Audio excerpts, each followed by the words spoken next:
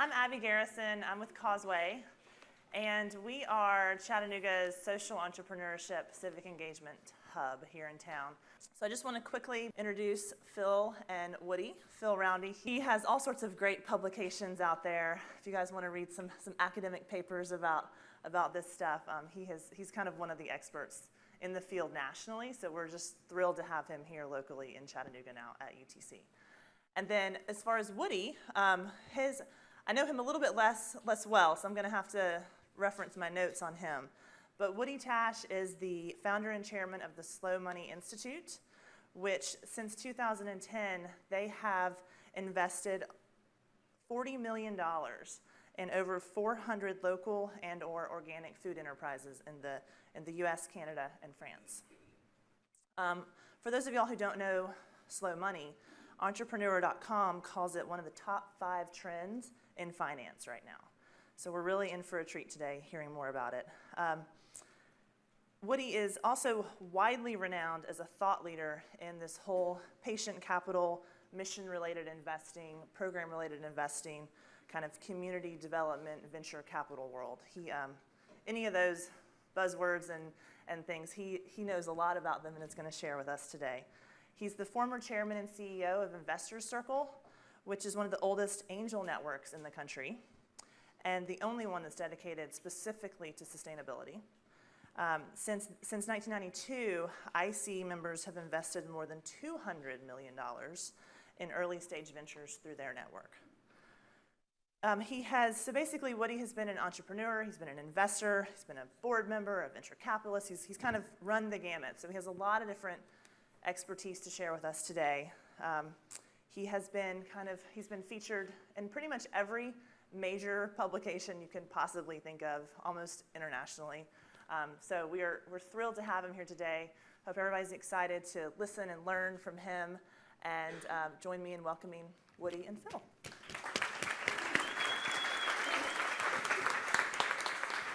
So we were at dinner last night. I think it was at dinner last night. I related a little story. So in 1989, I was younger.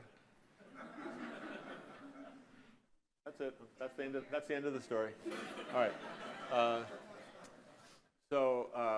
And perhaps because I was younger, I had the nerve to go around New York and try to raise a $25 million fund that was attempting to be the first institutionally funded, socially responsible venture capital fund. That's what we thought we were doing. But we didn't dare say that to the fiduciaries. We positioned it as a niche fund that was this, that, and the other thing. We had 5 bullets explaining our strategy. And the 5th one, I thought very cleverly kind of stuck in there. And entrepreneurs who are incorporating social and environmental criteria into their business strategy. That was the 5th bullet. The first 4 were very traditional niche investment things. And every time I went in to see a gatekeeper, they went right to the 5th bullet. They just went right, it was like bloodhounds sniffing out a socialist or something. No one used those words, but they went right to the bottom and said, well, what's all that about? And one of them, these were big-time gatekeepers, these are people who are steering tens of billions of dollars into venture capital funds. And he said, one of these gentlemen, his name was Tony Hoberman, I'll never forget it, he said, I have a moral obligation to my investors to minimize risk and maximize return, so I can't take any of these exogenous factors into account. And when he said the word moral, it just stuck in my craw, I guess you could say. And I immediately thought, so is it immoral to make less money? I mean, when did that happen? You know, so that was part of my impulse. So I just wanted to throw that in there on the moral front.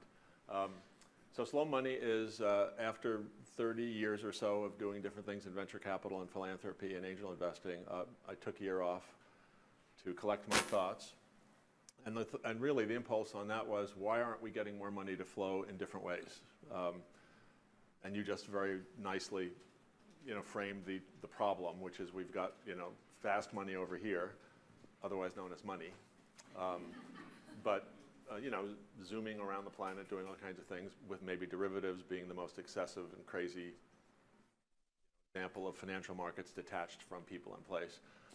But basically, you have all the money in financial institutions, and then you have a little philanthropy over here. And the amount of philanthropy is very small, thing one.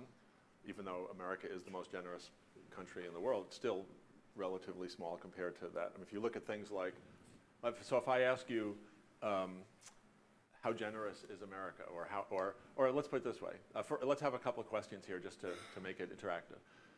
Anybody want to guess what the total assets under management by America's professionally managed foundations, private foundations? Oh, we already got a guy who couldn't even finish the question, and he knows the answer. 4 trillion. 4 trillion, that's too much. Another guess or two? So this is everything from the Gates Foundation down. And I'm not sure exactly what the number is at this moment, but it's something like $700 billion or something. Do you happen to? It's around 700. I haven't looked lately, but it's around $700 billion. So then the next question is that a lot or a little? Everyone's saying a little because you know I'm prompting you to say a little. A lot of times, that seems like a lot. Then you say compared to what? So if you look at, let's say, I don't think anybody in this room knows the number. I sure don't, but and I'm not putting you on the spot. I don't think you do either. Do we have any economists in the room before I ask this question? Good. All right. We're safe. For a variety of reasons, we're safe. All right. So, but if you think about what the aggregate GDP of the United States was in the 20th century, in other words, what all the economic activity was in the 20th century that created the $700 billion of philanthropic assets, that's what you would want to compare it to see if it was a lot or a little. And that number is some weird number like 100 trillion or 150. No, I haven't done it, but you know the GDP now is 16 or 17 trillion, whatever it is, US.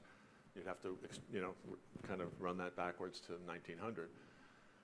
So the 700 billion is a tiny fraction, and then you get to how much of that's going to sustainable agriculture in the form of grants or investments. I happen to care about sustainable agriculture for a whole bunch of reasons, which I hope we can just talk a little bit about that, because I don't think everybody in the room is a food person or a farmer per se, but so it is somewhere between distressing, not shocking, but just a cause for concern that of the philanthropy in the United States. So you have the 700 billion, and then that's not the grants, that's the total asset base. So the grants are something like, I don't know, maybe 40 billion a year, some number like that. And you say, well, that's 40 billion. You look at where it's going, and it's going to schools, churches, museums, a lot of brick and mortar things. Then it's going to poverty and disaster relief, very important. Okay, I'm sure I'm leaving out a few categories. The arts are in there somewhere. And then you get to the environment. The environment, anybody want to guess how much what percentage of the grants in the US go to environmental causes? And again, I'm not totally up to date on this. I haven't looked lately, but I know the order of magnitude. Guess what percentage? 4. That's pretty, you probably know, but it's some number like that. It might be 5 or 6%, maybe depending on the account, to all things related to the environment. But that includes animal welfare, and a very big chunk of it is going to PETA and animal welfare things. So you get down to climate change, sustainable agriculture, whatever, it's a few percent. It's like very little. That's of the grants, not of the assets, which is of a tiny thing, of the tiny thing, of the tiny thing. So it's like, wow, how are we ever going to get ahead of the curve on this?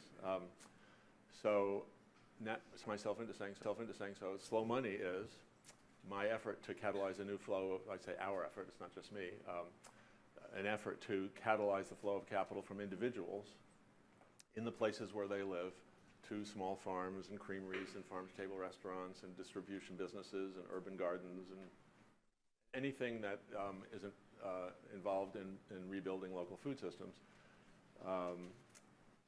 And as challenging as the process is to work in a very distributed, I think you said the word fiduciary too. You said all the key words in your setup. So I often use the phrase as non-fiduciary as possible, which is meant to be, playful but serious, to say we have to do something in a very, very different way. Now, slow money takes no fees, no transit. We're a nonprofit. It's kind of a crazy model. As I often mention, I didn't set out to do it. It just kind of happened. So now I'm trying to figure out how to make it happen better. But it's very important to me that we didn't create a fund. We're not trying to manage other people's money. We're trying to create conditions under which people can feel empowered to take some of their own money and put it to work directly in the local food system. I think I've said enough for an opening salvo. Next question, please. So why food then? Why is that the specific emphasis of? Well, for me, there's a personal answer and a more strategic answer, or theoretical answer. For me personally, when I took the time off to write the book, which is called Inquiries into the Nature of Slow Money, Investing as if Food, Farms, and Fertility Mattered, it was really, I didn't start out saying, oh, I'm going to write some kind of a treatise on investing in farms. It wasn't that. I was really trying to think about why we, in this case the we was Investor Circle members, who have many billions of dollars in the aggregate, and we're investing maybe an average of around $10 million a year in deals. So it wasn't horrible, but it was also distressingly inefficient. It was like, why can't we get more money to flow? What is going on? And the answer was pretty simple. The answer was, we're using traditional investment metrics to try to do non-traditional investing, so it's kind of cumbersome. And that would be one answer. But as I thought it through, that's kind of a tactical reason. I was thinking, what are the more strategic or philosophical reasons? And I felt like we just weren't saying the really fundamental things that we wish to change. Or at least I wasn't. There was no we. There was several hundred people, and we all had different ideas. That was part of it. But I knew that there was some core things that were bringing us together. We hadn't quite said what they were. The closest we had gotten to saying anything, this is actually interesting indication of the domination of fiduciary consciousness in our culture, because all the talk was about returns, investor things. We never actually got to really talk that much about this. What is it we're trying to do? What are the things? So when I took the time off to reflect on it, I came up with things like soil fertility, nonviolence, diversity. Really just things to me that were the most fundamental cross-cutting issues that I could articulate. So what is it I wish to, where would I like to make the change, me personally? And I knew I was speaking for some number of investors, but I wasn't trying to speak for them. I was just trying to say it for myself. And so the slow money principles, which I didn't write till after the book, but the people said, just put it in one page. And so I kind of came up with this crib sheet. The first one says we must bring our money back down to earth. And that's,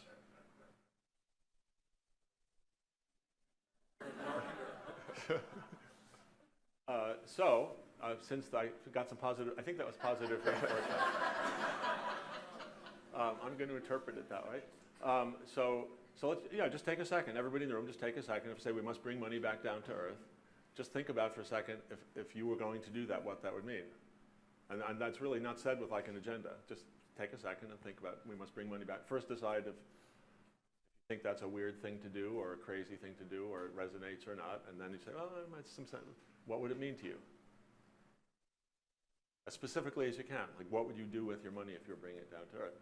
So anybody want to say anything that popped into your head? Did anything pop into anybody's head? It's okay if it didn't. Nobody? Come on, you. Well, invest in the land is the most obvious. You're good. You're pretty good. No, I'm just saying. He's not a plant. Yeah, so that's, if you say bring it down to earth, of course you're going to go to land. But, it could be, to me it doesn't matter what would come into your head if you thought about it for a while. What matters is that you would just go through the process and then maybe try to do that, whatever it was. Meaning taking money out of the abstract global marketplace and trying to put it into something that you understand near where you live that makes your community better. Wouldn't matter to me what it was. Now, the food part, well, sticking with the land part, to me, soil fertility, I'm not sure how I got stuck on the soil fertility thing, but I did. And we talk about, let's say, the impact of our species on all other living things on the planet, meaning this is going to sound a little bit like a non sequitur. I'm famous for my non sequiturs, but I'm going to go to the Middle East just for a second because it popped into my head.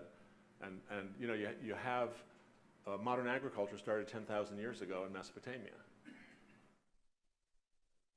And it set us on this path towards urbanization and specialization and all these things. And now it's where civilization is crumbling.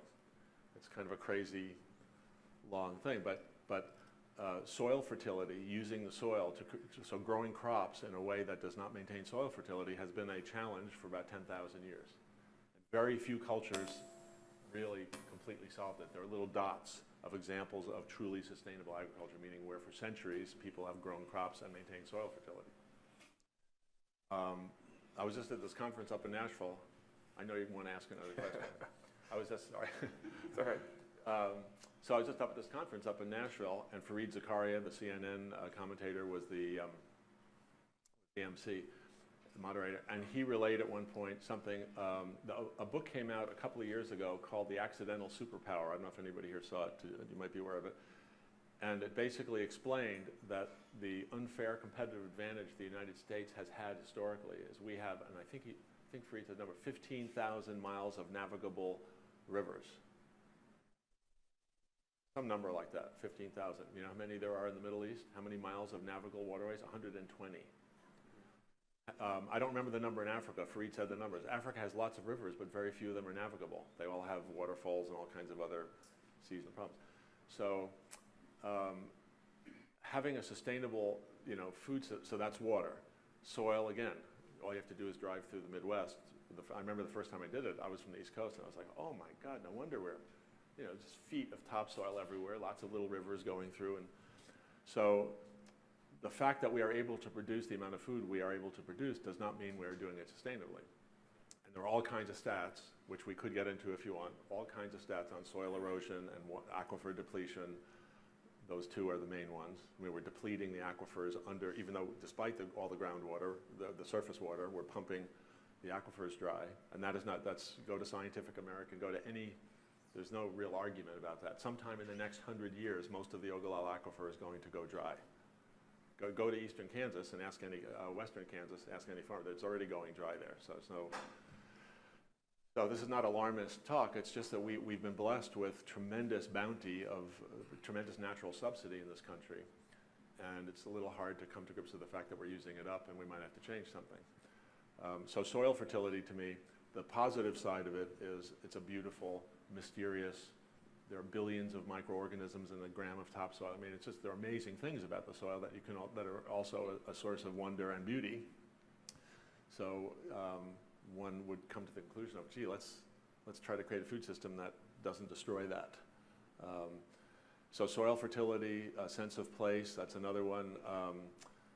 These cross-cutting issues, again, if you wake up every morning and you just watch the stock market, by definition, you don't have your eye on where you live, your own backyard, or whatever. So all those, if I ask questions like what companies are in the Dow Jones thing and which, most people have no idea what the numbers mean. They just know they're numbers, they want them to go up.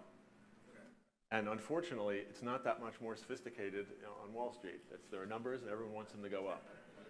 Everyone wants to buy low and sell high, And so I would say that was a really good model for the 20th century when we didn't know about climate change and we didn't quite see what the limits were yet. We're still in this big growth spurt, which was the end of a couple hundred years of that. But I think now in the 21st century, a different way of thinking that recognizes that there are limits and that there's other problems is necessary. So did I describe what slow money was? I think so, yeah. Those are the ideas behind it. It's not what we're doing every day, but those are the ideas behind it.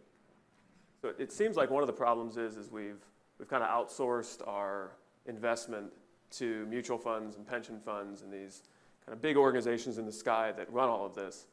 So what are some examples of concrete slow money investments that anyone could make? Yeah, so you can go, I would say, first of all, if after this you have an interest in hearing more, just go on our website, slowmoney.org, and we list a lot of examples of the actual investments that we're making.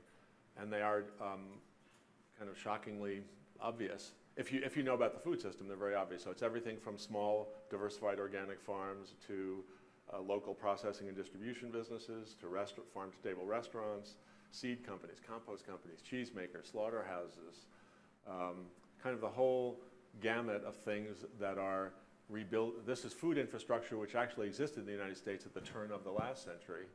If you look at any newspaper, I'm sure Chattanooga would be no different. Someone did it in Boulder where I live, and it was shocking. They just read, we were at a conference, and he was on a panel, and he said, what would it be like if our community had the following? And he read a list of things, 6 breweries, 8 creameries, 7 bakers, 3 slaughterhouses. And he goes, I'm reading from the 1904 Daily Camera, the Boulder newspaper. He said, that's what we had. That's who was advertising in the paper in 1904. So these things aren't, in one way, it's very conservative in the deepest sense of that term, because you're going back to trying to rebuild what we lost. We're trying to, let's say, preserve and restore something that we had. And modern, let's say, food technologists and global food industry people would say that system was very inefficient. We replaced it with a much more efficient system that could produce cheap, shelf-stable food and ship it all over the place, and that is true. The modern system is way more efficient by those metrics, but it doesn't create resilient community. I mean, I think, again, 20th century was about efficiency. 21st century has to be more about resiliency and rebuilding communities and reconnecting people. So the investments we're doing are really not very arcane. They're pretty obvious. The only thing that isn't obvious is, are we going to make money? So if there are some seasoned investors in the room who are listening carefully, they might say that all sounds good, but are you going to make money? And the answer is, we don't know if we're going to make money. Not sure. We just know we've got to do it. So we're taking, we, meaning me and the other 1,000 investors who have written checks so far into deals. We have tens of thousands of people connected in different ways, whatever, but 1,000 of us have actually written checks into deals totaling over $42 million. Well, we're probably up to 44 million now, we're just doing the numbers. But that money has gone into, it's not rocket science, it's the opposite of rocket science. It's very basic things in your community, rebuilding the food system that we want to see. So if financial return is not your driving aim, how do you evaluate these investments? Well, that's another big topic because you sort of didn't say the metrics word, but come on, just say it. What are your metrics? More metrics. What are your metrics? We need metrics. So if I were showing slides, I would show a slide. You guys saw one of my formulas yesterday on another slide, but I do have two formulas. This is the other one. So imagine a little formula up there, and it says MC equals 1 over P plus S. Now, I always say I'm not an economist. I'm really not. So that's not a real formula.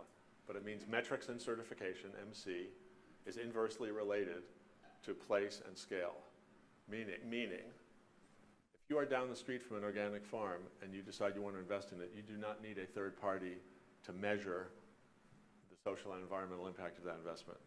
In fact, you wouldn't want it. You'd say, get out of here, take your metrics and go somewhere. The metrics come in when you have pools of capital, lots of investors, a bunch of deals, and people aren't close enough to each other to really know what they're doing. And so you need a third party to come up with some kind of quantified approximation of the impact. You won't be surprised from what I just said that I have a fair amount of skepticism about all the measuring and metrics that are going on in so-called impact investing, because they are trying to come from the top down. They're trying, these are pools of capital that already exist, and they're trying to force in from the side. Oh, we have social impact. We have these things. We're measuring all these things. Well, I'm not against measurement at all, and I think anything we can do to improve the social and environmental consciousness of the large funds is a good thing. But if you're really working directly at the local level, you have direct local knowledge of what you're doing. It doesn't mean you're always right. It doesn't mean everyone would always agree, but you don't need a third party to really explain the social and environmental impact. I mean, we could talk about it though. I mean, if you look at all the investments we've done and say, well, what's the social and environmental impact of the 40-some-odd million dollars? We could start measuring things like acres of organic this, or organic matter in the soil, or dollars that stay in the local economy. And there are economists who are taking shots at measuring some of that stuff. I guess I'm old enough so I can say I don't care about that anymore. Don't quote me on that. Is there anybody? I mean, there's a need for that, but that's for the people who are on the outside looking in, or whatever. For the people who are actually doing it, we don't really need that. I mean, I'll be very. You asked me about an investment. I'll go all the way down to a specific example. One of the most recent investments we did was a $23,000 loan to a 4-acre organic farm in Paonia, Colorado, so they could buy a refrigerated truck. And maybe I'll say more in a few minutes about the group that did that. It was a local community group. I can just tell you, sitting in that room, it took 2 years to get all the people in that room and $100,000 and whatever. And I probably should say a little bit more about how we're doing that. But in our first meeting, we made a $23,000 loan. And I almost cried. I didn't cry, but I could have. It was so sweet that we actually did it. So we didn't need anybody no one needed anybody else to explain to us what the social and environmental impact of that loan was. Now, will it be a perfect investment? What if we do a lot of them? Nothing's perfect, but we know that we're on the right track. So that may sound very squishy from an academic or professional standpoint, but that's actually why we're doing Slow Money, is to just kind of step outside of those worlds and just do something more direct. Do you emphasize traditional criteria like scalability? So not metrics-based, but just, or scalability maybe not the opposite. I'm so glad you said it. So we just came from this conference called the Global Action Summit up in Nashville. And of course, I was sitting there the whole time going, I can't believe I came to a meeting that has the word global in it, because I'm all about local. And I actually thought I should suggest to Scott that has a local action summit parallel to the global action summit.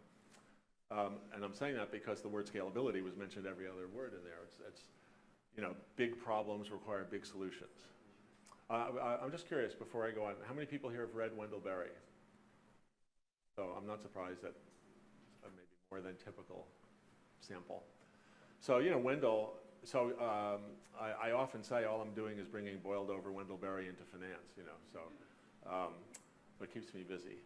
And I'm proud to say I was on the stage with him in Louisville last year at our 5th national gathering and whatnot. So But he's written quite a bit, others have too, but saying something like, there's like an aphorism, this isn't Wendell's, I don't think, it's because it's a little too simplistic for Wendell, but something like, our biggest problem is our solutions, meaning we come up with these big global solutions, thinking we're fixing big global problems, but we're just derivatives is a great example of this. GMOs might be an example.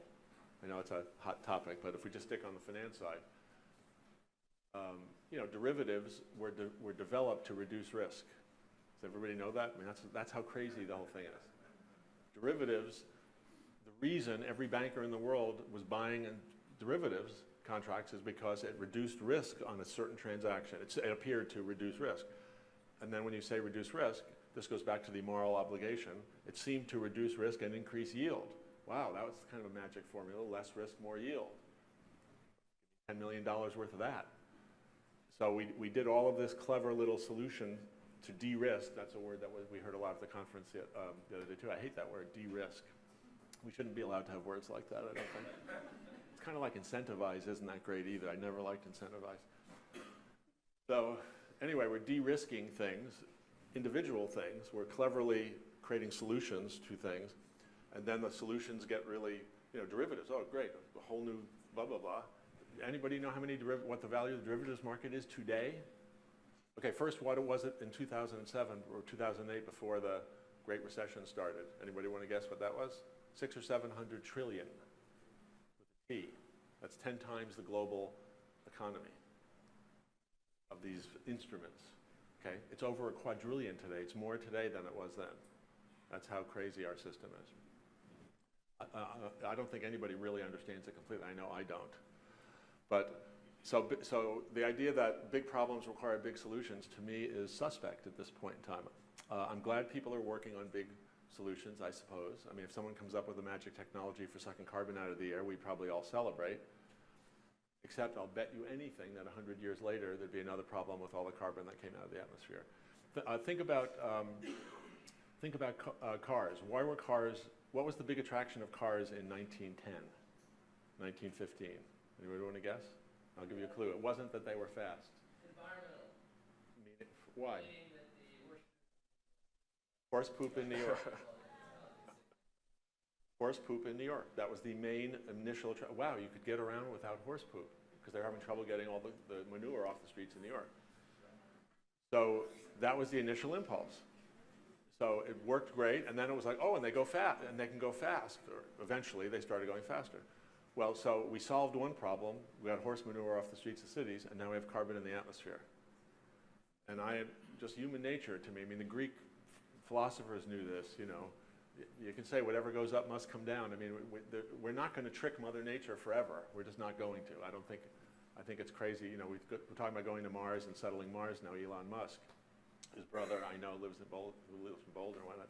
And I am just floored at how many really smart people are just, yeah, we're going to go to Mars and we're going to terraform Mars. That's what they're talking about.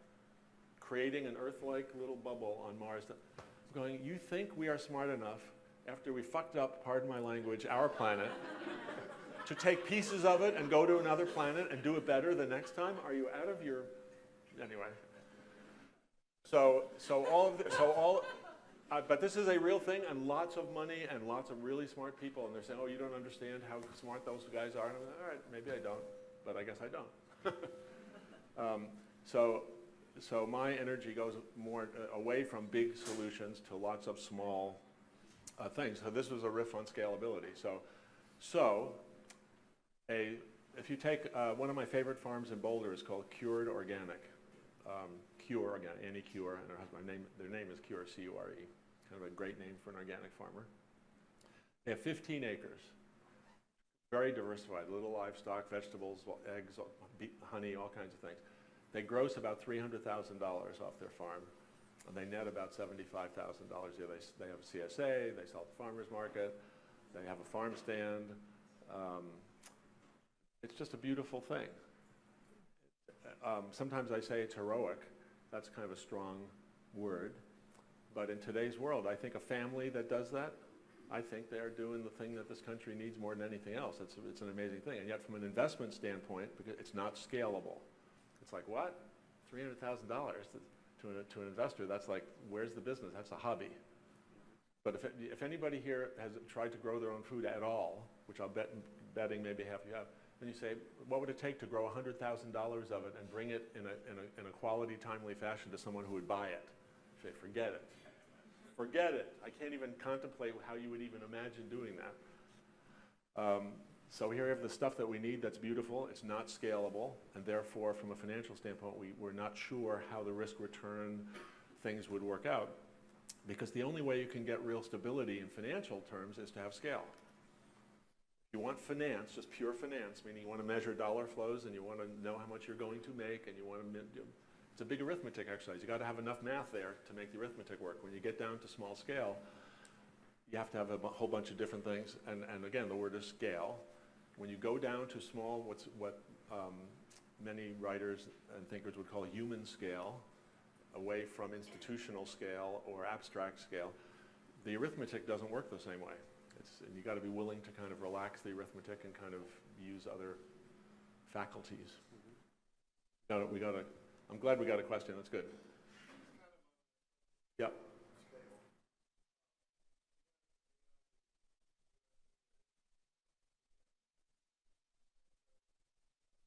Heard of them. We've heard of them. Are they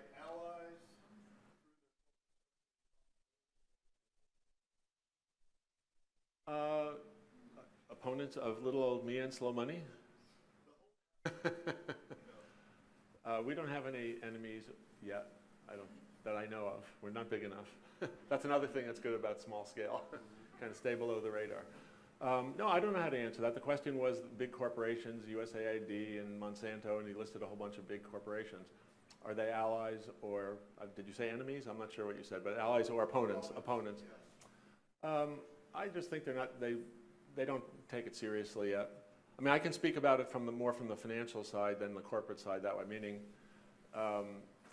one of the highlights of my little journey here on Slow Money was getting to talk to Jeremy Grantham. And Jeremy Grantham is one of the world's most respected, they call him a hedge fund manager. He's just a large-scale money manager. They have about $120 billion under management. And I'd say he's maybe more respected by more financiers than George Soros is, just a somewhat smaller scale, but still. He publishes a newsletter, everyone reads it, and pays attention. And I got to meet him. It's actually kind of a funny story. I'm not going to tell you the whole story, except to say I gave a talk in a room of 800 people. He was in the room, and I didn't know he was in the room. And I actually made some veiled references to him while I was talking. And then he came up to me and said, "Hi, I'm Jeremy Grantham." And so he is actually intrigued. So he is not against this. He just thinks it won't scale. You know, he thinks it's kind of, you're on the right track. There's some interesting things there. But Jack Bogle, this sounds like I'm dropping names. I kind of am. So John Bogle, the guy who started Vanguard, who invented index funds, I've had some correspondence with him. And he said, "Oh, it's intriguing." He said, "But I cannot endorse your investment hypothesis." I'll never forget those words. And I said, "Well, what do you mean?" He said, "Well, it's too risky investing in these small private companies." So the big guys don't take it seriously because they just think it's well-intentioned local people doing a little something, probably won't do any harm, but isn't really going to move the needle. I'll give you another thing. I was talking to a board member of Whole Foods the other day who lives in Boulder. Boulder has several of the directors of Whole Foods live in Boulder. This gentleman is up in years, meaning he's not a newcomer. He's a very experienced. He was president of a university and this, that, and the other thing. And it was the first time, and he's a friend. We maybe have coffee once a quarter. It was the first time he said to me, "So if you're successful, what's success look like?" He finally was trying to wrap his mind around it. And I said, "Well, you know, it's a bunch of people doing this." And he said, "Well, how many people?" He said, "How many people do you think would actually do this?" And I said, "Well, I really don't know, but I'm guessing now after running around the country for 6 years talking, I think there are a few million Americans who actually share these concerns and wish something like this could happen and maybe wish it was a little easier for them to do it in their community." So he said, "Okay, let's say you get a few million people to do it. It's still not going to make a difference." This was his attitude. He said, "It's still not going to make a difference. And we still have to change large-scale agriculture, this, that, and the other thing." So I don't know the answers to all those things. I would say the big guys, the issues of scale, the big guys, they just don't think it's ever going to make a difference. They may, unfortunately, be right. But I can say from all my experience, it feels important to me to just do something that is pure and small and direct and see what happens and kind of not worry about that stuff. Since I'm guessing there's probably more entrepreneurs in the room than professional investors, is the movement large enough that as an entrepreneur you should be pursuing this type of capital, designing your business model with this in mind, focusing on localized? Oh, that's a great question. Well, I would say there's a little bit of a flaw in the question because it sort of goes to that thing of if you don't need the same kind of metrics if you live right next to something. So it's not like there's some way to construct a business plan to come after slow money. Most of it is way more direct. I mean, if you have a business plan, you would show it to us. You know, we have a little application in our Boulder Club that says, if you have a business plan, please submit it. Most of the entrepreneurs don't. They have something. These are really, so the loans that we've made in Boulder, we have an investment club in Boulder, 25 people roughly have put in about $130,000 in capital. It was $5,000 a piece. And we've made 9 small loans to 7 businesses, meaning a couple of them got repeat loans. Maybe one of those 7 companies had what you would call a credible business plan.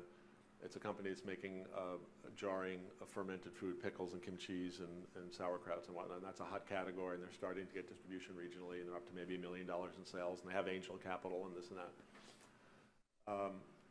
You know, the other ones were like a family goat dairy that wanted to go from 70 goats to 150 goats.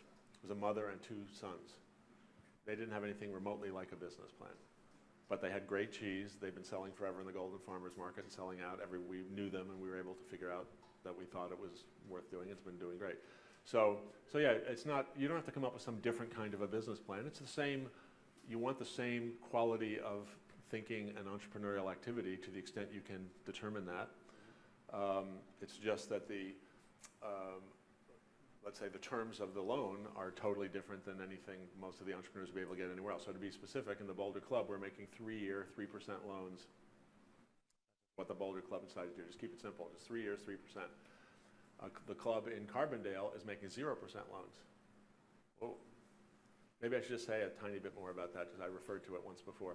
So in that club, it's the only one we have that's set up like this. So what I want you to hear is there's not, so part of what was in your question, there's no one slow money return, there's no one slow money like criteria, there's no, it's very diverse and it's up to individuals to kind of find their way. We all share with each other what we're doing.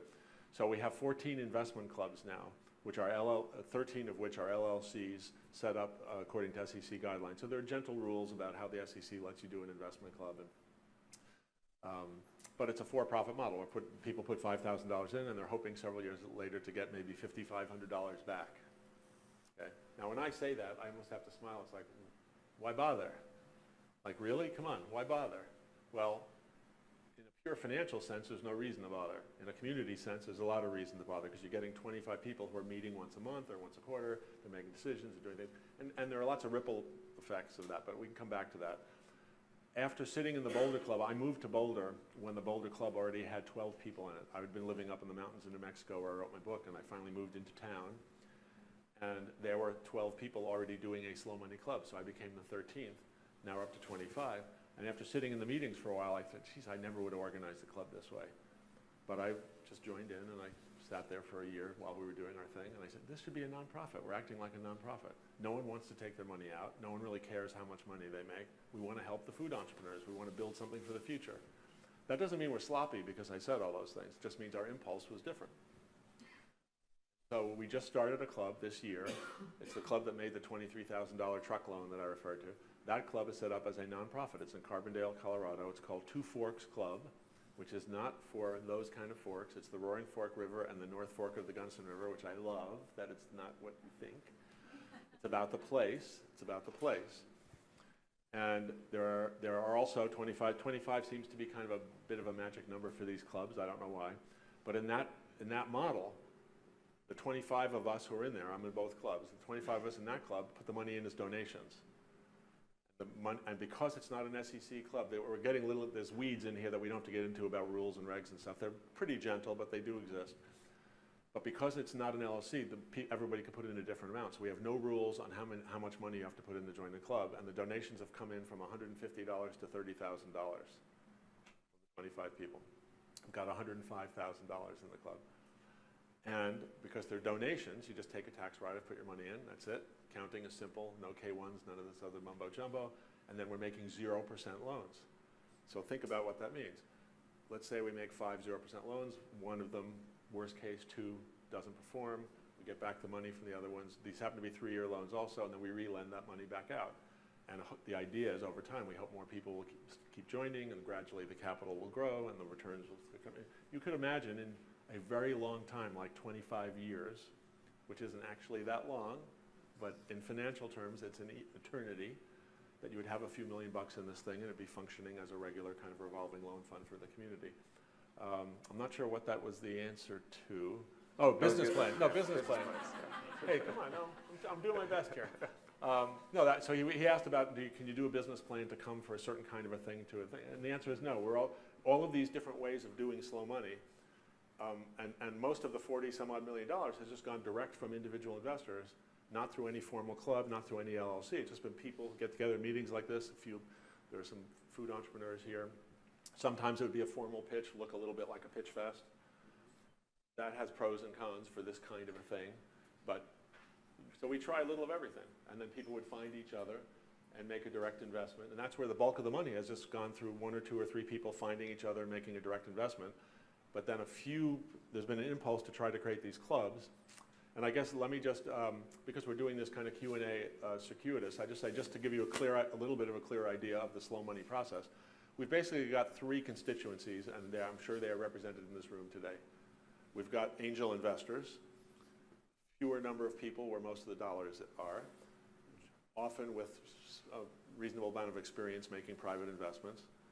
And so just for simplistic purposes, say people who can write a check of $50,000 or more into a deal.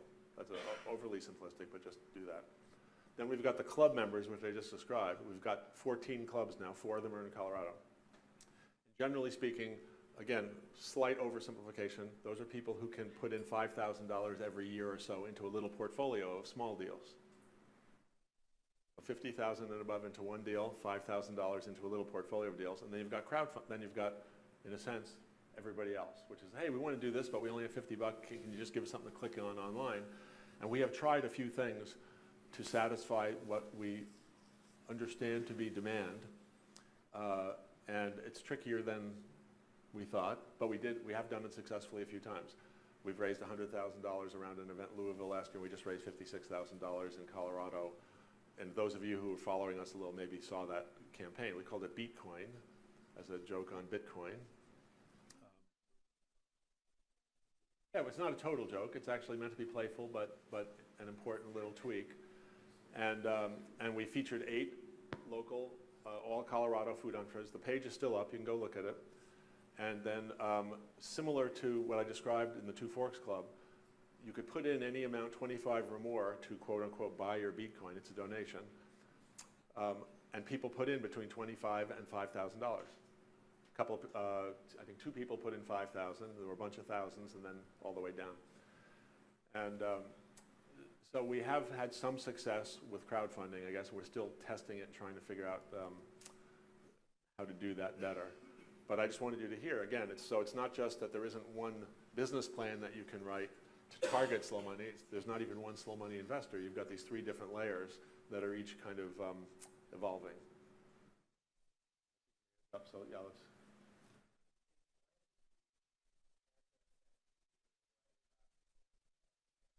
Yeah. And to make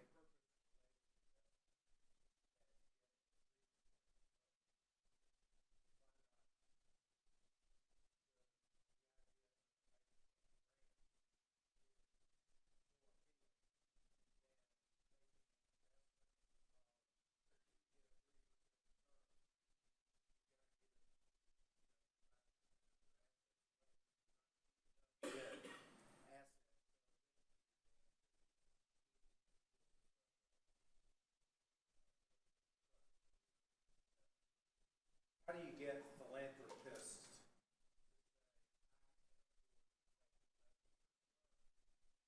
Because it's only a portion of my portfolio.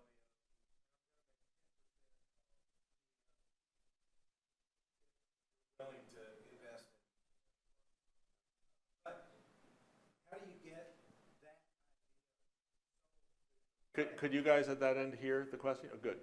'Cause so that's a great question, because I wouldn't say just target the philanthropists, because I think the same question applies to anyone who is trying to make, let's say, asset allocation decisions and somehow wrap their head around the idea that there might be this class of investments that need to happen that makes less money. That's really the question you're asking, right? It's not just for philanthropists. I don't know, that's what we're trying to do. We're suggesting a framework for thinking about a bunch of activity that requires capital, but that doesn't have the same risk-return criteria. I mean, there's like a bigger question behind your question, and it goes to impact investing as a whole, this whole idea of socially responsible. Like, why would you do socially responsible investing in the first place? If it's really true, I'll say some extreme things here just for the fun of it. So if it's really true that unfettered capitalism is the best thing to solve the most problems for the most people, that may be true. I mean, but if it's really true and capital is scarce, then you're just going to keep pumping it into the highest return things because you want as much capital as possible flowing through the system, and you want that engine going as fast as it can, and you talk yourself into that. And it's called, I have a slide that I sometimes show. I showed it briefly yesterday. It's a cartoon from the New Yorker from 1970. 1970. I don't know why that's just way before all the financial shenanigans that we're all used to now. All right. I don't know what the volume of the New York Stock Exchange was in 1970. It was probably 5 million shares a day instead of 5 billion shares a day, what it is now. 1970 cartoon. And it shows a bunch of middle-aged white guys in very traditional business suits and attaché cases lined up in a field outside, and they're all pointing into the distance. And the caption is, "Business leaders gathered recently in a field in Darien, Connecticut, where one of them claims to have seen the invisible hand of the marketplace." So that mentality, you know, it's like that mentality that we just grow ourselves out of the problems, and it gets too confusing to do what you just said, to start thinking about, well, what if we took some of the money and put it over here, and we tried to incorporate socially responsible values into the thing. Pure capitalists hate that idea, obviously, because they think it's creating sloppy investing and inefficient use of capital. It's tied to the moral responsibility of the fiduciary, that the highest good is going to be achieved by money moving as fast and as efficiently as possible. So there's so many layers to that. That's like the whole discussion. That's like the whole Megillah, right? So if you don't believe, so I'm a kind of an acolyte of E.F. Schumacher, Wendell Berry, E.F. Schumacher, some of these names. So E.F. Schumacher wrote Small is Beautiful in 1973. It was right when I was coming of age, and therefore it made a huge impression on me. But I'd like to think it made an impression because it was really seminal. And what did E.F. Schumacher say? E.F. Schumacher was a Rhodes Scholar, a senior advisor to the British Coal Board. You don't get to be more of a senior industrial economist than that after World War II. So what happened to E.F. Schumacher? He went to Burma, and he had an encounter with Buddhism. At this point, he was like 50 years old, so he wasn't a youngster. And he came back and went, oh my God, Western economics is totally going in the wrong direction. He had this big epiphany. He wrote this book, which is a little collection of essays. And what did he basically say? He was the first, I think this is true, he was certainly the first to popularize it, the first industrial economist in the 20th century to actually say publicly, unlimited economic growth on a finite planet is impossible. Put it out there. Now, of course, this was the beginning of the limits to growth discussion. There were others who were coming to similar conclusions, and most of you may have heard of the Club of Rome, which published a book called The Limits of Growth right around the same time. And of course, all the predictions were wrong. You know, I predicted peak this and peak that, we're going to run out of this. All of the specific predictions were wrong. But I am trying to answer your question. This is my answer to your question. That if you believe that E.F. Schumacher was right, and I happen to believe that unlimited economic growth on a finite planet is an impossibility, and 99 out of 100 economists do not believe that. They believe that unlimited economic growth is possible. Why? Because we'll invent technologies, and there'll be all kinds of, you'll have nano this and other things that, and it's going to, like, we're not smart enough to know all the innovations that are going to happen in the future, and those innovations are going to create entrepreneurial opportunities and wealth, and the economy is going to keep growing. I personally think we're already seeing the fallacy of that today. We couldn't see it in E.F. Schumacher's. There was an article in the Atlantic magazine a couple of months ago called The End of Work. And it was just documenting how economic growth is happening without creating jobs.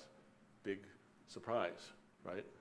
But it's really happening. And if it compared things like the market capitalization of AT&T when it was at its peak, I forget what year that was, and how many jobs they had with the market cap of Google today and how many jobs it has. And it's basically 1/10 the number of jobs per dollar of market capitalization. So I don't know where all this unlimited growth is going to come, because at some point people have to have work. That has to be part of the growth. Otherwise you just have growth of numbers. You don't have growth of actual activities, right? So my answer to your question is, if you believe that unlimited economic growth on a finite planet is an impossibility, I'm going to give one other thing. There was a kind of a corollary that E.F. Schumacher said. Increased consumption is not synonymous with improved well-being. Now that brings that big idea down to the personal. It's a lot easier to get your mind around the second one. So if you believe either or both of those things, which I do, then you can't keep putting your money to work purely to maximize growth. And it just compels you to start thinking about, let's say, a third way or a different way. Because the numbers that come out of finance are basically all driven by the idea that there's no such thing as too much, too fast, too big. Let's just keep growing. Somehow we'll make a mess, but we'll figure out how to clean the mess up. But if you're thinking in a more integral way, I think it just forces you to think differently. Now, the last thing I would say is I'm not really trying to convince anybody who doesn't believe those things. Go back to what I said earlier. I believe there are millions of Americans who actually believe those things, just can't figure out what to do with their money. One of them, and I know I'm not the only one. The question is, how many of us are there? So to me, beginning to take a little of your money out of global markets and put it to work in an organic farm, it's like a small act you can take to say, I'm beginning to do what I believe is right, and not getting frozen in a big systemic discussion of how do I justify it to my stockbroker. You just do it. You just decide that you want to do it, and we're going to learn by doing. Yep.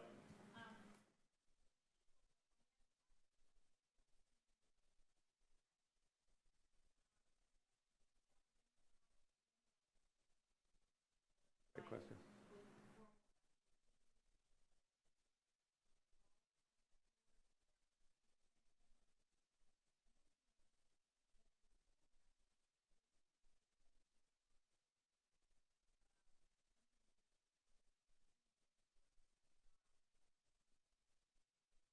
Yeah, so I hope everybody could hear that. She was asking if the entrepreneurs that come to us for money are self-identifying as social entrepreneurs in various ways, one of which would be the way the corporation is set up. And there are different kinds of social L3Cs. There are different kind of entities you can actually use to say we are a different kind of company.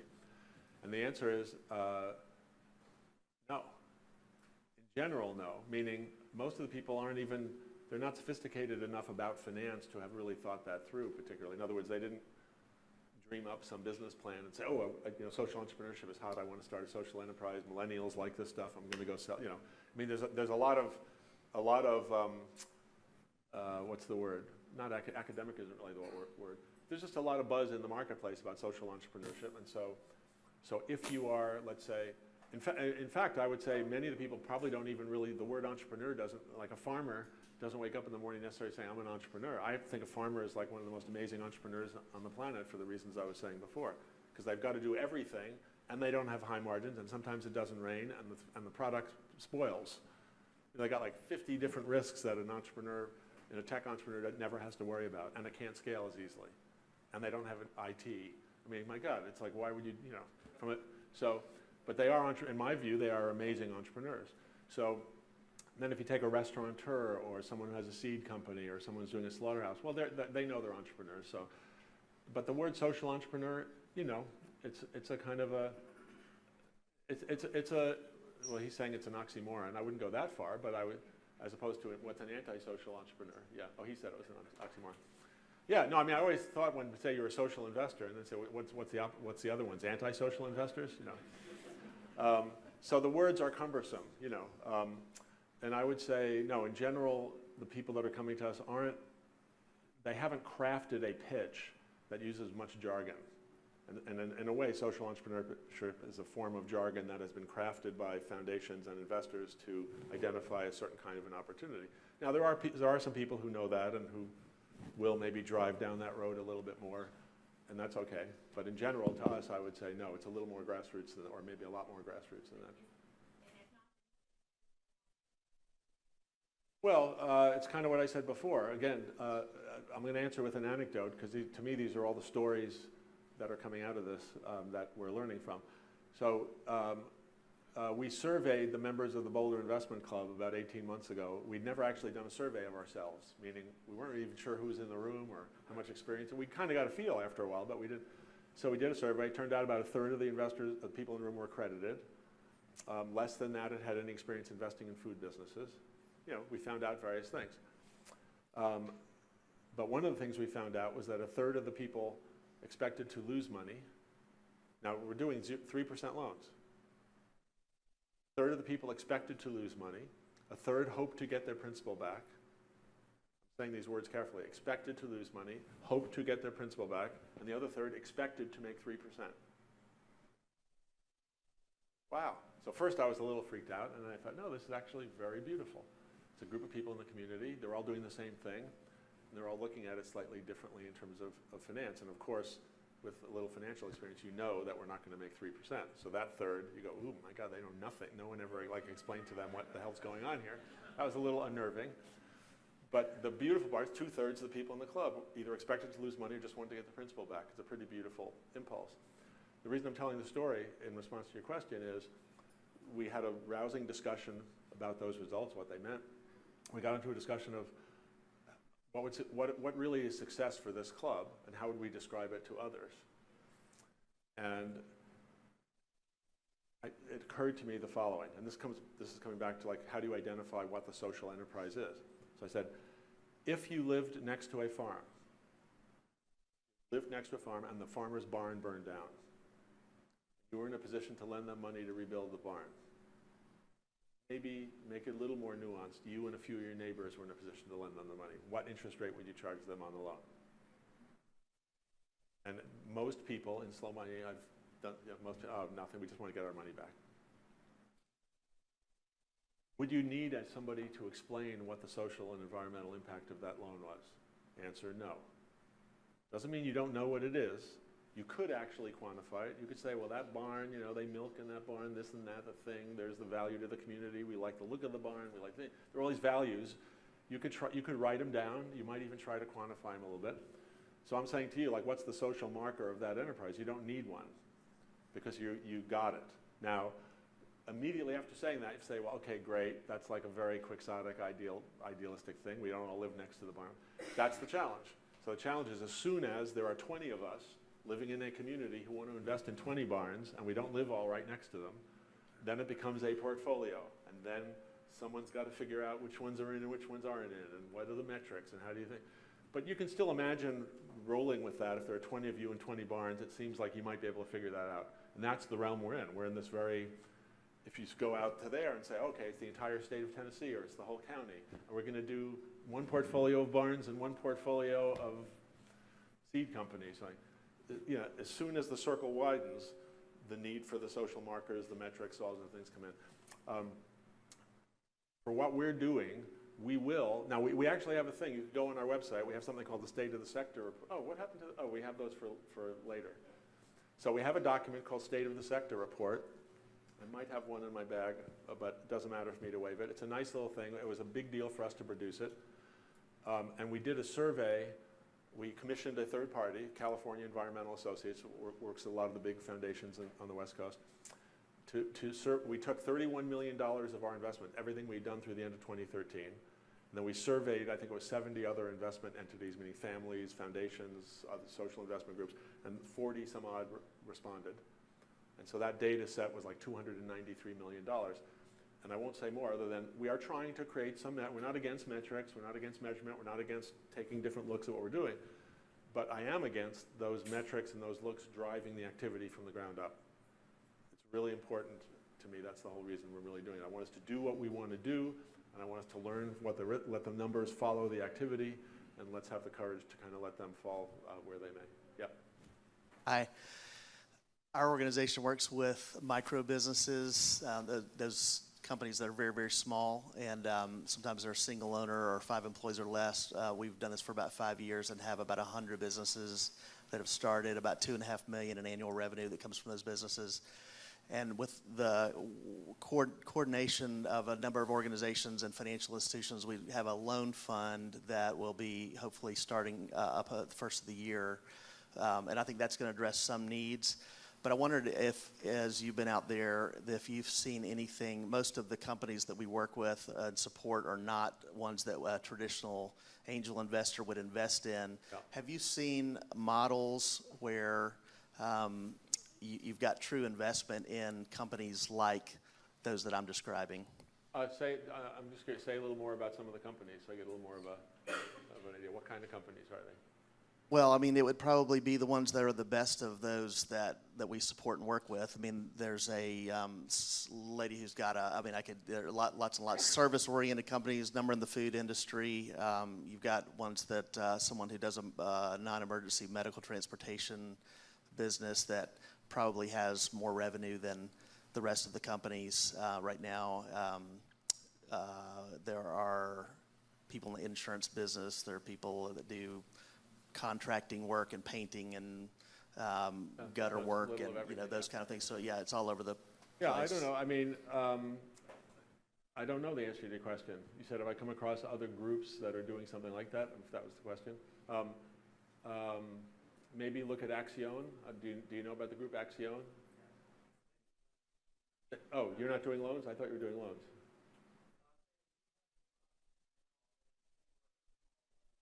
Organizations, but I didn't know if you had seen anything in the way of investment capital. Oh, you're saying like equity capital? Equity capital, yeah. yes. I always use the word investment to mean kind of a whole gamut of things. So, no. That would be my answer. I mean, I don't know of anything organized to do tiny sort of equity investments in businesses like that. Axion would have been the closest thing. That's loans. Yeah.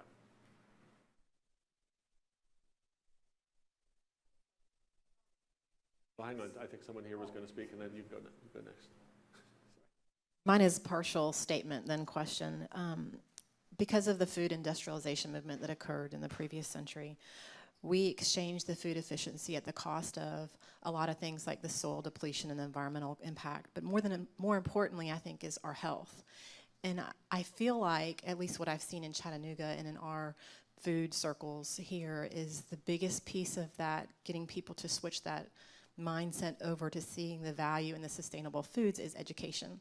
So is there something in your area in Colorado that is the education vehicle to inform people more why the sustainable products, foods, movement in general is just gearing them in that direction to make the slow money movement be really impactful, and hopefully let these farmers, and in our case, that's what our business is focused on, is let these farmers earn a truly livable wage, because big ag, of course, is subsidized, whereas these other farmers who are doing it right aren't. Right. Well, so thank you for bringing up those. Those are two really important other, vectors: the health part and then the farmer income part. So the short answer to your question is we don't. As I think you could tell from the way I'm talking, I mean, we kind of have a broad message. And that's because I'm just saying it the way I know how to say it, and that's me. And there is a book behind it which holds it together in a certain way. And then all of us doing it have different ways of, I'm all about diversity. I mean, to me, diversity is the key to health and soil fertility. It's the key to economic health, cultural health, soil health, et cetera. So we don't have one message. We don't have a specific educational. We're a tiny NGO. I mean, at the moment, there's 4 of us. Some was up to 7 at one point. We're a small NGO in terms of actually doing all of this. So we don't have an organized education program per se. But the health part is very much. So I want to say again, thank you. I just focused on a few things. I didn't focus on the health part. That's another reason why local food systems are really important. This conference.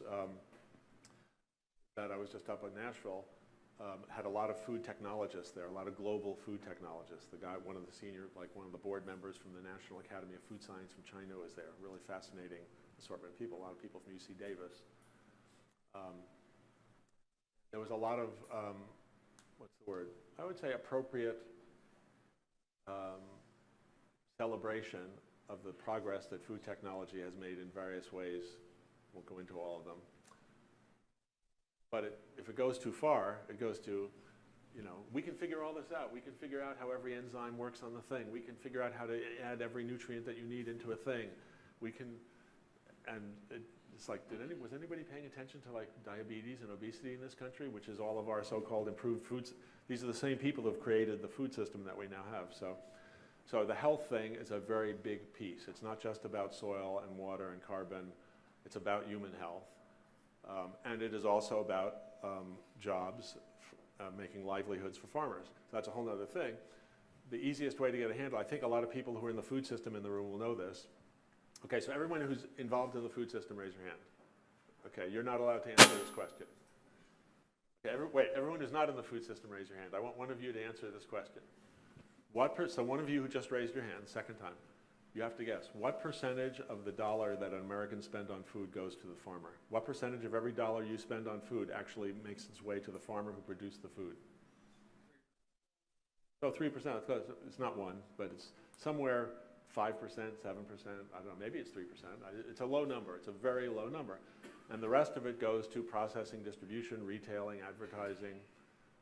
So that's how to help small farmers make a living is a really critical thing. Then you go, well, how can you do that? You can't just shove investment capital in there because farmers don't even like to take loans. You got a whole bunch of other issues there. But the bottom line is if you go back to the social marker question and your question, these big questions, it's individuals are capable of valuing things even if no expert will tell them why. So if you belong to a CSA, I'm sure a lot of people in the room belong to a CSA, you didn't do it because it was the most convenient. You didn't do it because it was the cheapest. At least I hope you didn't. Neither the cheapest nor the most convenient. You did it for some set of reasons. I want there to be farms in the community. I want to know where my food comes from. I want to share the risk with sharing the risk. This is the opposite of de-risking. Sharing the risk. I'm just remembering this. I'm almost getting a little goosebumps. I was sitting on stage with Wendell Berry, and I had in my opening remarks relayed, we had a little training session for our local leaders from around the country, local slow money leaders. We had about 70 people in the room. There are only 30 or 35 groups that are functioning enough to say they're functioning, but we had 70 people there, people who want to start groups and whatnot. And one of the women said, from Canada, she just blurted out the thing, because she didn't know much about finance. She was coming from the food side. She said, I'm really just appalled at all these convoluted conversations that all the investors have to have about minimizing risk. What's that all about? They're only taking a portion of their capital, and the farmers are risking everything, every second, every day. Their entire livelihood is a risk. And the investors talking about minimizing, and she said, why aren't we talking about sharing the risk? So I happened to pull that forward into when we had our 850 people in the big audience. I said, we just finished this little thing, and I was really moved by, and I said something about shared risk, and then Wendell came out. He just picked up on the theme and just went with it and said, I really like this idea of shared risk, whatever. So yeah, if you're going to share risk with a farmer because you want the farmer to exist in your community and that you want to enter into a relationship with the producer of your food instead of just saying, I'm going to go buy my food as cheaply as possible, that's going to end up with the farmer making more money by hook or by crook. Now, if you're buying direct from the farmer, of course, that's the easiest way for the farmer to get a little bit more money. So thank you for raising both those points.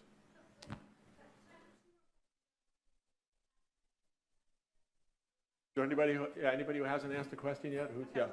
Oh, she's been waiting. Yeah. Sorry. Yeah, my question is, I'm curious about your model, and especially having the angel investor background, because my experience in this sort of investing loan to small entrepreneurs is that it's not the first loan, it's the second investment and the third investment, and as they grow, and you said, they don't have business plans. And so then you need working capital, and you get into the business of accounts receivable versus payable and how you make that work. And so how are you guys addressing that? Well, the same way we're addressing everything. We're just getting the people in the room and doing everything we can to get the right match between the people who have the right kinds of capacity. So I didn't mention this, but that prompts me to say, we're starting in Colorado to do a little more focused work with the angels in the neighborhood, meaning to date, we've kind of trusted or hoped or encouraged. I mean, it's been working, but when we have let's say you have 100 people in the room, 5 or 10 of them may be angels, sometimes less, but it depends. You're having a group that's about investing in local, so you usually attract some angels. And we have people, just so you know this, the 40 some odd $million, the largest individual check that was written, one person writing a check, $3 million. So there was a $3 million check writer in there. There's a whole lot of $1,000 and $2,000 check writers on the other side, right? So, and if you do look at that state of the sector report, I really encourage people who want more metrics, a little bit more, just look at it, because it's crude, but it's not embarrassing. I mean, we made an effort to start looking at the data, and we found that most of our deals are between $10,000 and $100,000, which from a finance standpoint is kind of never land. You know, it's not quite microfinance and it's not angel investing.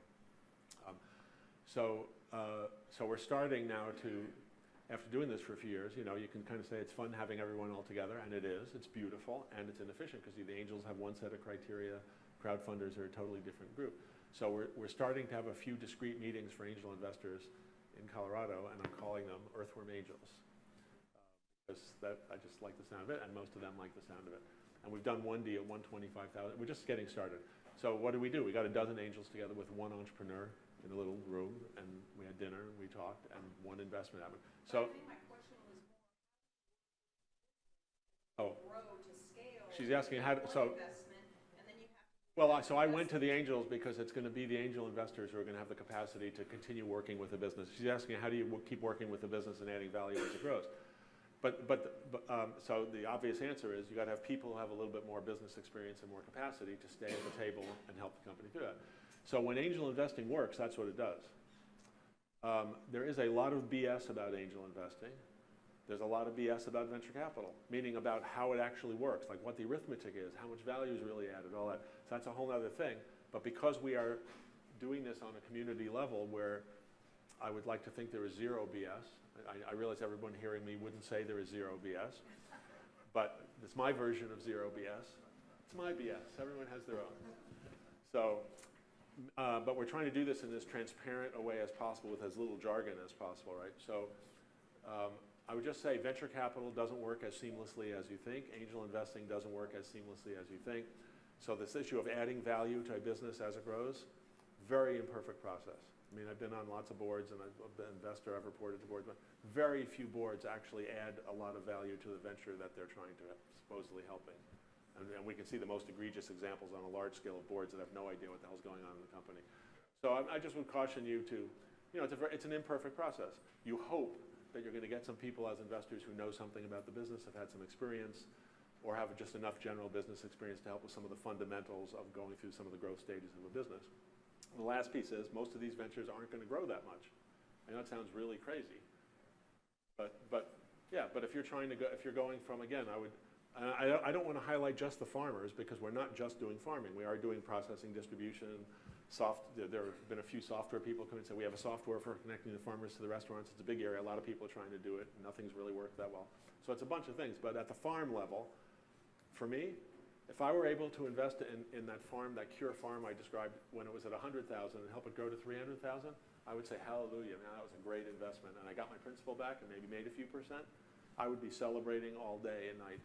As many times as I could do that, I would try to do it. So it's a little bit different than a traditional, like you're going to try to get the company through, you know, when are you getting the cash flow break even at 5 million in sales and how much capital do you need to build the next plan? Different than that. So I think I'm set up as the last question here, so I'll hopefully make it good. Two things. First of all, I really appreciate what you've been saying about metrics being one piece of a much larger conversation that are important, but maybe not leading the conversation and the way you've tried to shift things around. So with that, I guess, first of all, it seems to me that what you're really talking about is this is more of a cultural revolution or a movement or try to change people's mindsets about things. That's kind of one of your major goals. So I guess my first question, is that the case? Is that kind of your major goal in this? And then secondly, you talked about scaling and how it's something, you try to avoid particularly the metrics around investment scaling. But it seems to me from what you've been talking about through today, you've been mentioning several principles that scale. And so I would love if you could summarize, you've been peppering out all these different principles about diversity, about sharing the risk across the community that seem to be core to this movement, right? So I'd love it if you could summarize some of those other principles at scale that go behind the work that's being done. So that's a great ending question. So what I hope a bunch of you will do is go on our website. If you have a smartphone, you can do it right now. And you will see the slow money principles. There are 6 of them. I'm not going to recite them all because they're not all little, some of them are paragraphs. The first one is just bring money back down to earth. And then it cites in there, and I think this is where you're driving, several key things. Care of the commons, sense of place, diversity, nonviolence. I left one out. I did leave one out. Fertility. So that's, it's not a perfect formulation, but it's some core things that traditional investing doesn't take into account that I think would drive us to invest in a different way. But what I would like you to do is, if you're intrigued by all this, so the answer to your question is yes, it is a small movement. It got called a movement like the month the book came out, which movement. I don't know what a movement is. I mean, I know what a movement was in the 60s. I know what those movements were. This is not a movement like that. So it's a very small movement. You are right. It does involve, let's say, a conversation and a change of attitude that underpins then the movement of money. The change of attitude pretty much has to come first. I mean, we're not against someone just saying, hey, I just want to invest in a farm, don't bother me with all the other stuff. I go, great, just do it. But this conversation that we're having today is happening when I go different places around the country. It is happening. And I think there are more people who want to be part of it. And so that it's a small movement. You again said the word scale. I'll just say, of course, we want lots of small things to happen. So that's a form of scale. It's just not one large thing. It's lots of decentralized things. If enough of them happen, maybe the $10 million a year can go to $100 million a year, or whatever that number might turn into. And that's still a drop in the bucket, unfortunately.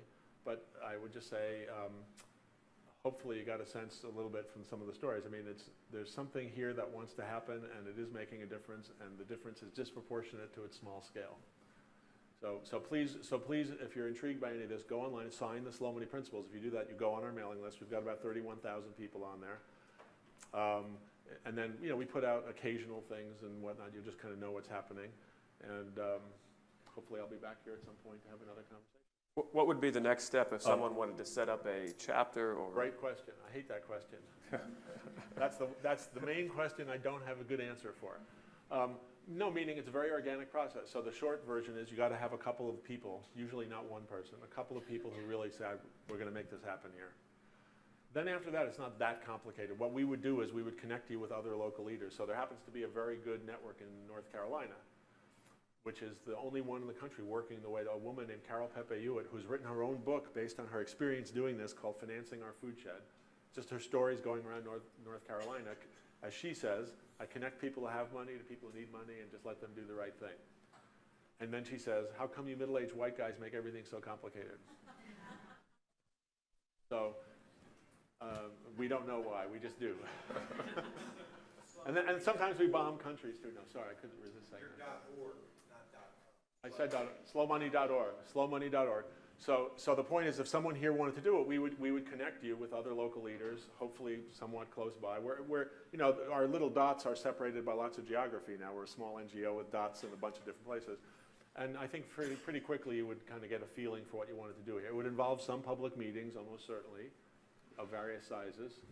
And you're just trying to identify a core group of people who coalesce around the idea, we got to do this. And hopefully you get through the first couple of meetings and you will endure. And we would just try to help and support it any way we could by sharing information and whatnot.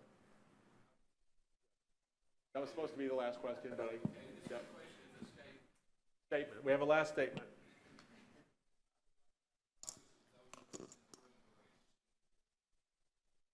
He wants to have a caucus of people in the room, anybody in the room who actually wants to start talking about how slow money might begin to organize here. So I can't say I'm against that idea. Hope so. So, okay. So raise your hand so everyone can see you. What's your name? Alex what? McGregor. Alex McGregor over here wants to see if anyone wants to talk to him about continuing this conversation. All right. So thank you all for coming. And